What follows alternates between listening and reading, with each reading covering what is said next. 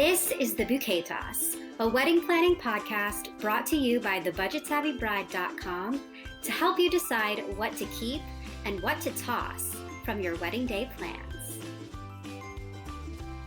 Welcome to Season 4 of The Bouquet Toss. This season, we'll be walking you through the process of wedding planning from start to finish. Each week, we'll discuss a step in the process and share ideas and things to think about as you make your wedding planning decisions. We're kicking things off by tackling a crucial first step, defining the vision for your wedding day. In order to plan a wedding that feels authentic to you, you'll want to get clear on what matters, set your priorities, and do a little bit of dreaming about what you envision for your special day. Getting a clear picture of what you want your wedding day to not only look like, but feel like is key. So let's dive into how you can find your definition of your dream day. I love concentrating on what it feels like. I think like really getting in touch with like all the senses, what you see, feel, touch, taste. That's one of the Budget Savvy Bride signature tips that we'll get into a little bit deeper into this episode. But just have that in mind as you're thinking about this. Vision doesn't just refer to what you're going to see on the day. And one thing I want you to unpack for us, Jess, is your vision isn't necessarily a theme. Can you talk about that? Yeah, so your vision doesn't have to be a theme. You don't have to worry about picking out some very specific theme. Like you don't have to have a Bridgerton themed wedding. But the things that we're going to talk about today, like the 5 senses of wedding planning and what I consider the big 5 of defining your vision for your wedding, will help you create an overall vibe that includes an aesthetic and how you want to feel and who's there and all of those elements that make up your day. If there is something in your mind that's like a really strong theme idea for you, that could be really helpful because that can just streamline all of your decisions from the start. But you definitely don't have to feel like there's a theme. That does not have to be the first step. Let's go into talk about the 5 senses on your wedding day. Yeah. So like taking into account the 5 senses that, you experience at all times, see, hear, smell, touch, taste. Think about what do you want to see on your wedding day?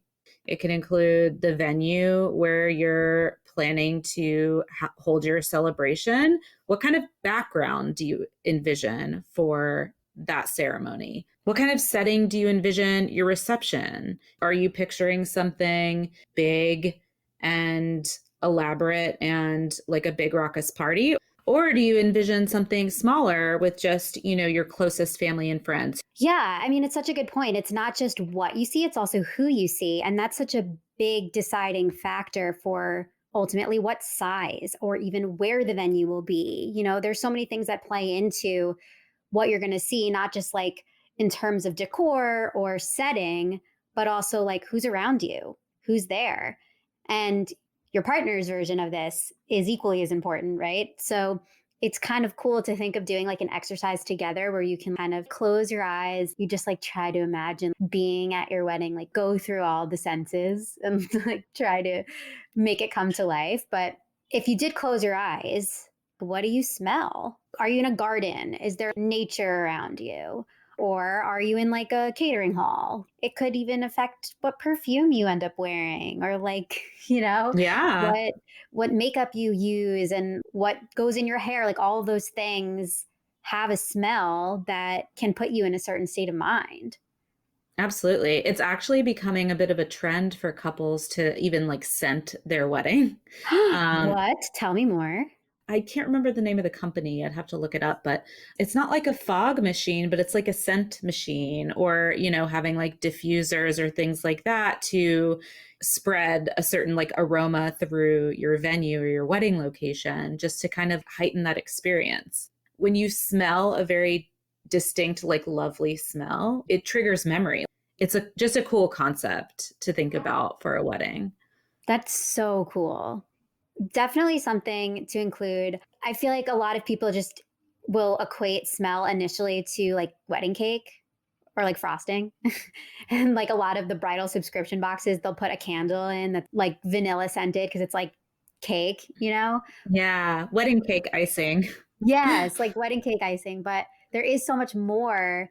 And like even with flowers, like flowers have a distinct smell. So do you think you're going to be smelling like fresh florals, or is that not something you envision? Because if it's not, maybe that's one of the ways that you save and you go faux. Yeah, exactly. Or if you do go faux, then you can maybe scent your wedding some other way to mimic the smell of fresh florals. So there's definitely options. Yeah. So don't forget your nose when you're planning. Okay, so we did see, smell. Let's do hear. Yeah, so obviously that could include, the music playing at your ceremony, at your reception. Do you want those sounds to be upbeat? Do you want them to be more mellow? A lot of that is going to depend on like you and your partner's musical tastes and personalities. Yeah, I mean, do you want to hear people laughing and drinking and being merry and having a good time? Do you more so hear people having intimate conversations? And even not to get touchy, but certain people's voices, like maybe you don't want to hear those people's voices on your wedding day. And maybe that affects the size and who gets invited and ultimately what, like I'm just picturing loud, annoying, super thick accent Aunt Karen, like be like, I yeah. want Aunt Karen seated as far away from me as possible. Seriously, I mean, there you go. Now you made your seating plan because you figured out who you don't want to have to hear. Or to brighten this up, maybe you do really feel like you want to hear your group of friends together laughing. And so that might help you make the decision that you do actually want a bridal party, or you do Hmm. actually want to have an actual ceremony rather than just do a courthouse situation. All of those things help you figure it out. So, what about taste? I mean, food is a big part of life in general. I don't know about you, but for me. Duh. um, yeah, so the things that you want to serve for your wedding day meal, your reception, obviously your dessert if you want to have a wedding cake versus something else. Your You, appetizers, your hors d'oeuvres. yeah, well, and also like not forgetting the pre-wedding event, prep time. What are you going to eat the morning of your wedding while you're getting ready with your bridesmaids? Things like that are all super important to kind of like consider, and those things I think tend to get overlooked until kind of the last minute. Definitely. But then also drinks. This is, I think, such a big way to help you decide, like, that big decision. Is it just beer and wine? Is it completely dry? Or is it like a full bar? A lot of that decision definitely, you take into account what your guests would probably want to be tasting, drinking. But for you personally, do you imagine having a champagne toast? Like, is that a thing that feels like part of your wedding dream? Figure out how you budget for that. Yeah, definitely. I think, it's such a big focus of the reception for a lot of people, and also a big portion of the expense, to be honest. Feeding and watering is what I want to say. They're not plants, but like feeding and watering your guests. So, definitely a huge thing to consider. So, last but not least, touch. The first thing that comes to mind for me, because I'm like very finicky with like fabrics being itchy. So the first thing that comes to mind for me is like not wearing a dress that is uncomfortable and like that you on your skin or like don't feel like yourself in and feel like it'll be hard to go to the bathroom. Yeah, absolutely. It can make a big impact on how you physically feel in your body on your day. Like you said, makes you want to be in like your power pose stance. You know what I mean? Like you want to feel like you're most confident, your most relaxed, best version of yourself. And part of that, I think, is feeling comfortable in what you're wearing. So yeah, I love that. And then I think also like the actual stuff that you'll touch, like you'll interact with your cutlery, with your plates, with your cups. And it might be that you're like, it's not really a big part of like what I'm worried about. We could probably go like the most environmentally friendly option. Maybe it's the cheapest option monetarily. And that's something that won't really play in. But then on the other hand, you might actually be like, like I want to be able to hold like a hefty, nice champagne flute. And you can think, like if that's what you want, maybe just for the couple, you have something like that for yourselves to use. But then do you think for the rest of your guests, maybe you don't need that? Or maybe you do want that? What are your guests going to feel? What are your guests going to touch? Absolutely. Yeah. Those are the little things too. Savvy weddings don't just end on the happy day. The best way to get the most out of your wedding items is to make money back on them. That's why we're such big fans of Wedsy, the smart marketplace for buying and selling wedding items. With their easy-to-use platform, you can snap a picture, describe your item, and start selling in under 5 minutes. Declutter your house by helping other brides and grooms craft their dream day. You can sell everything on Wedsy, from your wedding gown to jewelry, favors, flowers, centerpieces, cake toppers, ceremony decor, and more. Why let these items collect dust when you can make your money back? Ready to start selling? Listing your products on Wedsy is always 100% free. Use the special link in this episode's show notes to start selling your wedding items on Wedsy today. So we've gone through all 5 senses now, but we've got another framework here with the number 5. And it's a Jessica original, Big 5 of wedding planning. Can you talk us through these?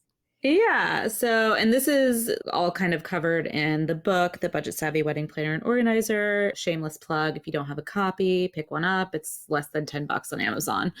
But what I consider the big 5 of wedding planning in terms of setting your framework and vision is the size, the setting, the style, the vibe, and the timeline. So when I say these things, obviously size, it's the size of your guest count, right?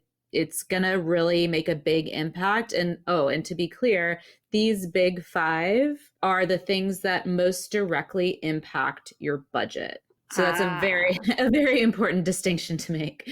The size of your wedding is gonna have one of the biggest impacts on your budget, because the larger your guest list, the more you have to make whatever your budget is stretch.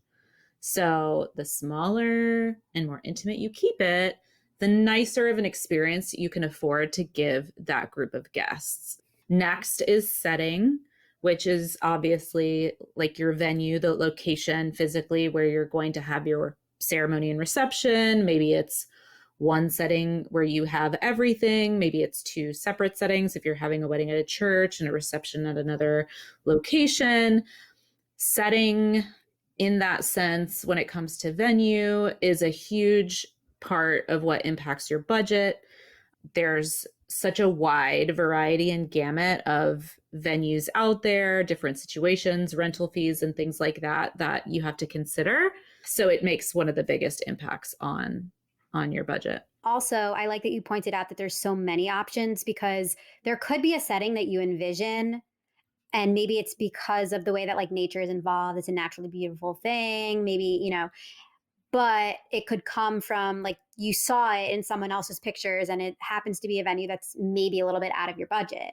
So you can work with that still to figure out like what is the version of that is within your budget. I think the biggest thing we like to drive home is don't sacrifice the things that you really want because you think that there's a price tag that you can't make work. Oftentimes there's a way, and maybe it does get to, it is a little give and take, but there's oftentimes a way, if you're creative enough, if you start early enough, and if you're like really doing the research, that you can make something satisfy your vision, have it like satisfy all of those, senses, but it's maybe just like slightly different than the example that you saw on TV or on Instagram or whatever it is. And you can make that work for the budget that you really do have. Absolutely. It's so important to be open to alternatives and things that are not traditional as a way to save money and to make your wedding feel really special and unique as well. So next on the list of the big 5 is style. If you're thinking like backyard, low key, like boho kind of style. I mean, you can do that on a very tight budget, or you can have the over the top, spectacle version of boho. But obviously there are also, styles that we might think of like very glam, like very luxe glam, sparkly, glitzy, right? That maybe requires more of like a hotel ballroom type of situation, or like a modern art gallery style venue, something like that. I think style can really impact a lot when it comes to the decisions that you're making in terms of rentals and decor and venue and things like that. Even for anybody who's done any sort of research on what it costs to rent chairs from a rental company, like the different styles of chairs can cost you very different amounts of money depending on like the look you're going for. So that's something that I think is interesting and good to keep in mind. It's also good to remember that there's an overall style that you could be wanting to achieve, but you can sub out some of the details to make it more affordable. So, like the chairs is a great example. You might have this really clear vision of the style that you want, but the chairs that are more traditionally for that style are out of your budget range. If you use chairs that still go with it, but are not quite authentically that style, but something else, your decor really leans into the style, or like the colors that you're using leans into the style. You don't really have to worry about the one aspect being off. And I think with style, there can be this feeling that you have to kind of categorize everything into like one thing. And sometimes that's hard to do. Maybe you have a glam feel for your tire, but more of a boho feel for your flowers. There's ways to kind of not pinpoint your like pigeonhole into one thing that actually could end up making your day feel even like more unique and special to you. Yeah, for sure. I love the concept of mixing and matching and also just the contrast of like high low. Like I think about that in like a fashion sense. I can't remember like one of those like reality shows about style from like TLC in the 90s. They like kind of introduced that concept, at least to me, of like mixing, like one high-end piece that's like a statement piece, like a really nice blazer with like your jeans from Old Navy or whatever. But like you can apply that same concept to the wedding style. I love that. Instead of the really high end blazer, maybe you have this really beautiful centerpiece that you got professionally made that you love, but like the rest of the stuff on your table could be tea lights that like you literally get from a dollar store or something like that. And putting it together to like make the vision come to life like it does work. You can do it that way. Yeah, and so much of it, as we talk about so much on this show, is about prioritizing what's most important to you. So maybe that's like splurging on a fancy pair of shoes and getting a used wedding dress, or getting like a low cost wedding dress because maybe you're going to keep those shoes and wear them over and over again. So, it's all good to keep in mind. And I love that concept of high low and mix and match when it comes to the wedding. Cool. So, what about vibe? How is style different from vibe? Vibe to me is more of like the feels, right? Like, and I do think it plays more into the intimate versus large, or the low key versus really high energy type of feel, because I know a lot of us these days, maybe you can relate, feel anxious a lot. Maybe you're struggling with a little anxiety, like What many gave of it us are. away? But yeah, it really kind of depends on like your personality. Like when I think about vibe, it's almost like personality, energy level. I would add formality into that. Some people want to be the princess or the queen or whatever. And like some people just want to have a lot of people around them and not really feel like they're the center of attention. There's so many, ways to slice it. Yeah, totally. Formality is a huge piece of what the vibe is, like you said, because, there's a very big difference between casual backyard and black tie, white tie, formal, which I'm assuming if you're planning a budget savvy wedding, it's probably not going to be white or black tie, but that's just a guess, unless it's a very, very intimate situation, which is possible and doable. Which is possible. Yeah. Okay, so we've done size, setting, style, vibe. The last of the big five of wedding planning is timeline. Yes. So timeline also has a big impact on your budget. And when I'm talking about timeline, I'm not talking about like your day of order of events. I'm talking about how long from the time you get engaged until the time you're having this wedding. Okay. Yes. So talk about So that more. not to be confused. Obviously, if you're planning a wedding on short notice, like a shorter timeline, there are benefits to that for sure. Like you can get deals on things. If, vendors or venues have availability that's kind of last minute, they're usually eager to fill those empty dates, especially like a venue, more than likely. But some vendors may also be able to accommodate events on like a shorter timeline at a lower rate potentially. So it's always worth checking. But on the flip side, if you have something in your mind that you want, but maybe realistically can't afford in like a typical, what is the typical engagement period, which is about a year. If you can't save up for what you actually want within that timeline, you could have a 2-year engagement to give you enough time to save up for the wedding that you actually want, if that's important to you. So that's what I mean by timeline in this case. Mind blown. So important. That's so true. And it also, I mean, okay, let's throw in the caveat that you might expect that your timeline is going to be a year, and then things like a global pandemic happen and your timeline completely changes. So we've Womp all womp. we've definitely learned that like there's going to be surprises probably for everybody.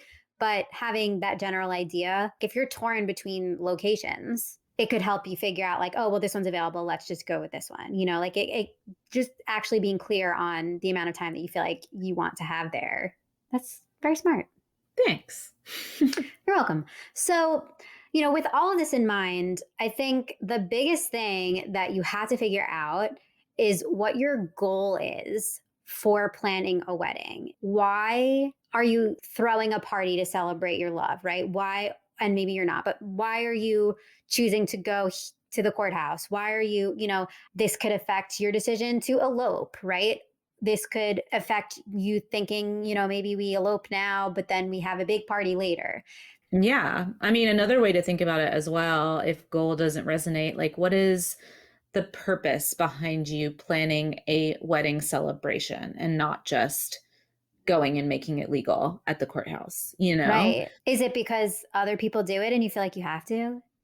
Is it Yeah. because Grandma Sally has been saying for 20 years, when am I going to get to go to your wedding? But you actually don't know if that's what you want. Like, there's a lot to consider there. Right. Is it truly what the two of you and your partner, you and your fiance, what you truly want? Or is it more for other people and what they want? Recovering people pleasers of the world. Like, raise your hand. No, I'm just kidding. Oh my God. Also uh, true. So I love all these things because they really do help you like start from like the very beginning. It can feel kind of overwhelming to be like, well, where do I start? Where do I start? But if you actually go like, okay, here's 5 things I can look at, go in, write it down. I mean, if you start there, you'll start to put the pieces together. Another great way to do that is obviously look at all the other weddings that have happened before you and get the inspiration that you want. Somebody might just get inspired by seeing what somebody else did, and it could completely change what they think, like what their vision actually really is. We have some really cool resources on the blog that can help you get started.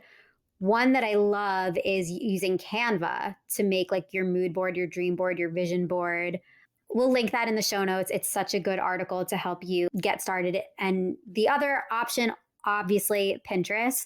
We also have a guide for using Pinterest to plan your wedding. Some people are on it all the time. Some people are overwhelmed by it. I'm raising my hand. So being able to look at that guide really will help you get started and being able to, source your inspiration. And I think that's like the kind of the coolest part of it. We started this podcast talking about the problems with traditions, right? Where they came from, why they can be difficult for people.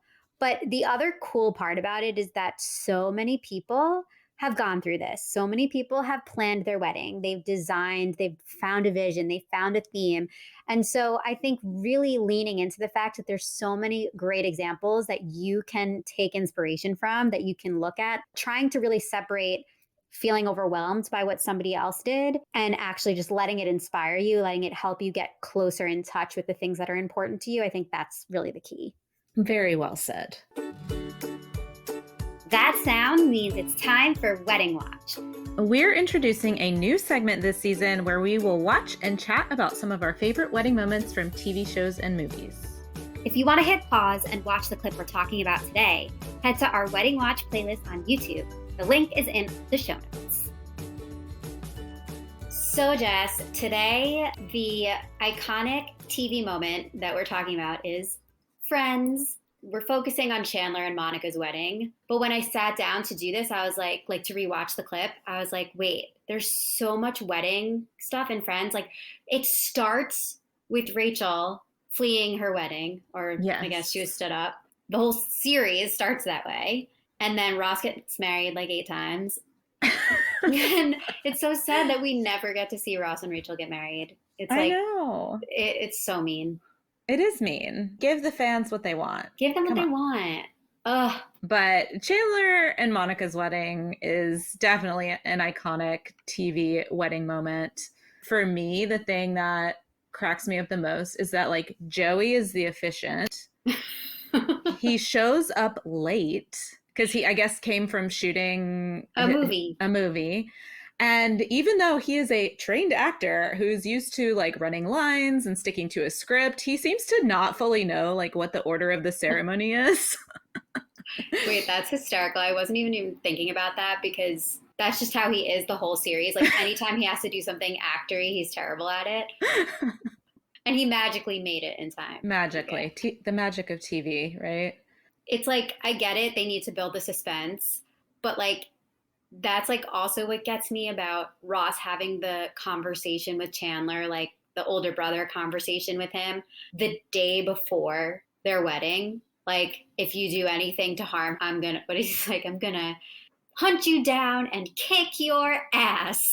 And it's like hysterical and it's a funny part of the whole episode, but it's like he would have waited until the day before. Right. I hate when like, and then Chandler freaks out the day of. I don't know. Maybe this is like my own anxiety coming out, but I'm like, guys, like this wouldn't happen the day of the wedding. The freak out would have happened before, right? We should be making that decision before everyone's like at the venue. You know? Yeah. I'm like very curious to know. I don't know if there's any way we could have reporting or data on this, but like what number of people like this actually happens to. I would say it's probably less common in real life, but who knows?